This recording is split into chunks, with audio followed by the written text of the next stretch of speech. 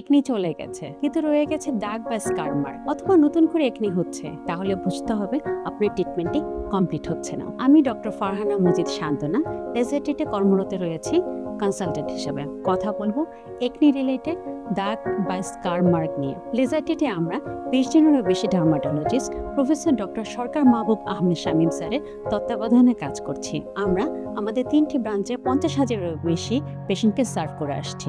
আমরা ট্রাস্টেড এবং premium quality কনজিউমেবলস নিয়ে কাজ করি, যাতে আপনি পান সর্বোচ্চ মানের সেবা। Quality is our priority. Acne এবং একনি স্কার দুটি আলাদা সমস্যা, তাই এই ট্রিটমেন্টও আলাদা। যদি একনি হয় তাহলে আমাদেরকে আগে একনি কন্ট্রোল করতে হবে। একনি কন্ট্রোল না হলে বারবার নতুন দাগ তৈরি হবে, নতুন নতুন স্কার তৈরি হবে। একবার একনি কন্ট্রোল হয়ে গেলে তারপর যদি দাগ কিংবা স্কার থাকে, তখন আমরা ট্রিটমেন্ট অপশন হিসাবে chemical peeling, subcision, fractional laser therapy এবং পিআরপি বা প্ল্যাটিলেট রিচ প্লাজমা থেরাপি করে থাকি। প্রত্যেকটি একনি স্কারের জন্য একই ট্রিটমেন্ট নয়। যেমন কেমিক্যাল পিলের ক্ষেত্রে ডেড সেল রিমুভ হয়, পিগমেন্টেশন কমে এবং সারফেস স্মুথ হয়। সাবসেশনের ক্ষেত্রে ডিপ স্কারের ফাইবারকে কাটা হয়, as a result scar mark উপরে উঠে আসে। ফ্র্যাকশনাল CO2 লেজার থেরাপির ক্ষেত্রে কোলাজেন রিমডেলিং হয়, অ্যাজ এ রেজাল্ট নতুন কোলাজেন স্কারের ডেথকে কমায়। আর পিআরপি ফাস্টার হিলিং এবং স্কিন রিজুভিনেশন করে। প্রতিটি স্কার মার্কের জন্য একই ট্রিটমেন্ট নয়। যেমন আইসপিক স্কার, বক্স স্কার, রোলিং স্কার,